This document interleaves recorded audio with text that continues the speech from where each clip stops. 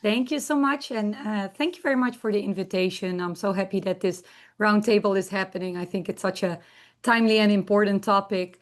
So my name is Renske Lok. I'm a postdoctoral fellow at Stanford University, and I'm actually going to be starting my own lab pretty soon in January. And my talk will be a little bit more of a zoomed out, overarching review of the literature. So no new data. So for people who are interested in new data, this is not the right talk for you. So I kind of wanted to start at the beginning of the beginning and really highlight how biomedical research has underrepresented women. And it's really grounded in three different forces. So the male default assumptions, structural barriers and policy, hormone variability and misconceptions. And the male default assumptions are really grounded in the fact that male participants were really used as the default. So the female biology was assumed to just be a variation on that. And findings were very much generalized from men to women without testing any physiological differences. A lot of legacy and legacy policies and logistics contributed to this as well. So past regulations and risk management practices often limited enrollment of women. And there are lots of institutional defaults still, IRB templates, so medical ethical reviews, pregnancy testing requirements that are not mandated or standardized by sex. So it's not inclusive designs and very much underpowered. And in terms of hormonal variability and misconceptions, there are many concerns about cycle-related variability and pregnancy risks that led to many trials to limit women's participation. And this was very much reinforced in the 1960s after the thalidomide tragedy. And for those who remember, this was a drug prescribed to pregnant women against morning sickness, and it actually resulted in really, really horrible birth defects. And variability that was noted was really labeled as noise rather than addressed through designs, match, stratifies, and adjustments of experimental designs. So needless to say, this results in really big evidence gaps in dosing errors and missed adverse events for women. I think one of the most recent examples is the fact that heart attacks present very different in women than they do in men. And needless to say, sleep and circadian science is no exception. Like, it's very much included. And once you really dive into the literature, you'll see that I think it's changing now, but in the past 20, 30 years, sex-based differences were very much ignored. And before we move any further, I just want to highlight briefly that I will be discussing sex-based differences. So sex as a biological variable. So attributed to chromosomes, gonads, hormones, reproductive anatomy, more so than gender, which is more a socio-cultural construct. So, of course, we cannot talk about sex without talking about the menstrual cycle, and biological sex plays a significant role in the menstrual cycle. And I think this image very clearly depicts how intricate female endocrinology is. We have varying levels of FSH hormones, of estrogens, luteinizing hormones, and progesterone, and they peak and dip at different times during the menstrual cycle. And this is associated with many, many differences in physiology, including sleep.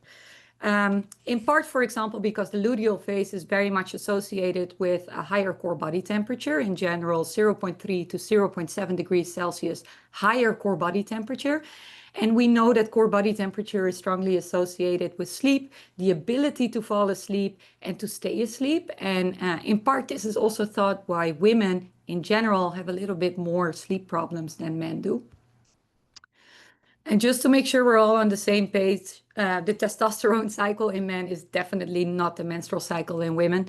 There are many fluctuations in testosterone levels, both due to time of day and within the timing of the month. But it's much more simple than the female reproductive endocrinology. So I hope we can all agree that results generated in males do not translate to those in females at all. And of course, as a circadian biologist, I very much feel that we cannot talk about sleep without talking about circadian rhythms. So for those that might be relatively new to the field, a small reminder that sleep and circadian rhythms very much operate in tandem, and that the timing of sleep and the timing of wake and even the structure of sleep is determined both by the circadian clock, so timing of the circadian clock, and homeostatic sleep pressure. And that in my opinion, we really have to study both if we want to understand what happens with respect to sleep and sleep timing. So if we talk about circadian rhythms, there are several markers that we can use, some of which we talked about in this session already. So a very common one is melatonin. So the dim light melatonin onset is one of the most used markers. And basically this denotes a rise in melatonin in the early evening. Other markers for circadian rhythms that we can use include cortisol. Cortisol is the opposite almost of melatonin. So it really peaks in the early morning and decreases during the day and peaks again in the morning. And core body temperature, which shows a slow increase over the course of the day. It peaks in the late evening and decreases rapidly at the start of sleep onset. And timing of all these parameters in part is determined by circadian period length, or tau. And basically that means that not all of us have a circadian period length that is exactly 24 hours. Sometimes it's a bit longer, sometimes it's a bit shorter. And in part this can drive when the timing of peak cortisol, dim light melatonin onset, and peak core body temperature happens. So all these markers happen at very, very different times. And interestingly, if we look at the female to male ratios in these markers, we actually see that females have a shorter tau, so a shorter period length than males do. And of course, this only looks as a 0.1 difference, 0.1 hour difference. So these tau-based sex differences seem very small, but they actually equate to about 10% of the total range of inter-individual variations in tau. So it's definitely quite a big effect if you split it out. And of course, a shorter tau in general means that women or females show an earlier timing of DILMO. It's about 40 minutes earlier than males. They show an earlier timing of core body temperature, which is about 90 minutes earlier compared to males. And interestingly, cortisol rhythms do not show any large sex-based differences. So even though all three markers are supposed to be a marker of circadian clock rhythmicity, they all show slightly different sex-based differences. So I think that's quite interesting as well. Interestingly, also women tend to have higher peak melatonin production, so up to 38 to 41% higher than males. So I'm also wondering if this feeds into the previous talk and if this is a reason why there's a difference in melatonin suppression. And in terms of core body temperature, there tends to be a dampened amplitude in the rhythm. So the difference between the minimum and the maximum is a little bit smaller in females than it is in males. And of course, this highly depends on when in the menstrual cycle these measurements take place. So in summary, females actually tend to be earlier chronotypes, which I didn't show, but females tend to go to bed earlier and sleep earlier, wake up earlier, and therefore they also have a little bit less social jet lag. They have an earlier circadian phase and a shorter circadian period, and nocturnal melatonin secretion tends to be a little bit higher. Now, interestingly, we looked at the effect of sex-based differences on circadian rhythms, but interestingly, this relationship seems to be a little bit reciprocal because circadian rhythm disturbances actually also influence reproductive health. So shift work strongly affects female and male reproductive physiology. So there's a couple of large cohort studies in this case, in about 120,000 people that show increased odds of menstrual cycle disruptions and actual infertility and lower testosterone levels in those that engage in shift work. Also showing that having stable and robust circadian rhythms can be important for reproductive health. So it's not just reproductive health affecting circadian rhythms, but also vice versa. So what if we look at our other markers? So what if we look about sleep? And there are significant differences in female and male sleep. Objectively, females tend to sleep better, so they have 8 to 10 minutes more of non-REM sleep and 50% more delta frequencies. So when they're asleep, they have more deep sleep, it seems. And the timing of REM sleep seems to be a little bit earlier, which matches this whole earlier circadian clock phase. And the amount of REM sleep is highly dependent on the menstrual phase. So in the follicular phase, women tend to spend more time in REM sleep compared to the luteal phase. And this kind of corresponds with the elevated body temperature that tends to happen in the luteal phase. In terms of WASO, so wakefulness after sleep onset and sleep efficiency, females tend to be a higher percentage of the time asleep. So they have less wakefulness after sleep onset and therefore a higher sleep efficiency. Now, all of this is when you look objectively. So if you measure with PSG, these are what the results say. But if you look across the literature in terms of subjective sleep quality, women really tend to rate their sleep quality much lower.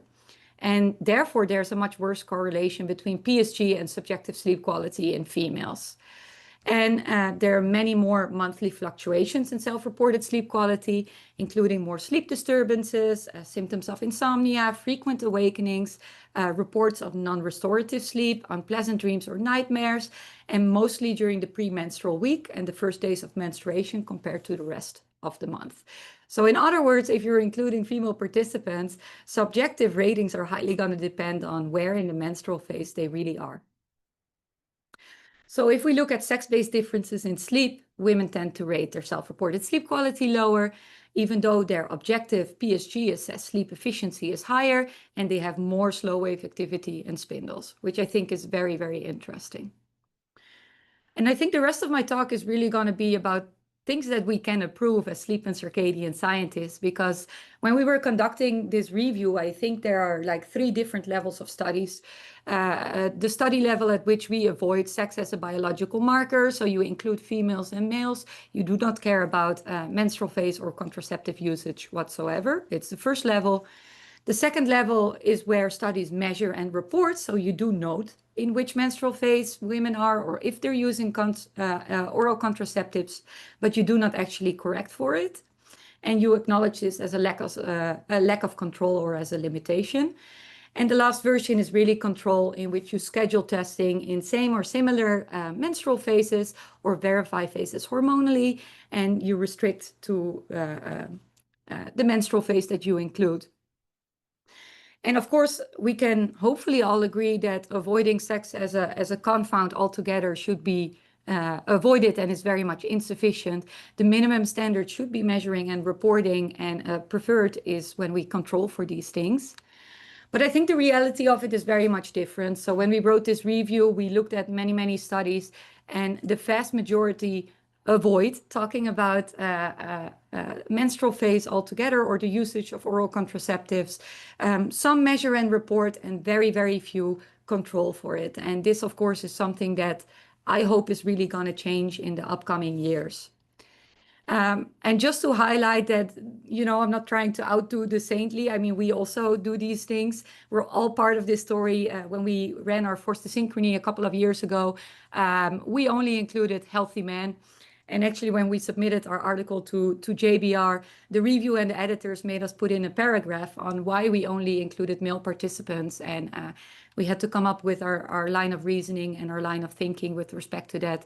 And back then, I remember it being very annoying because I wanted the paper published.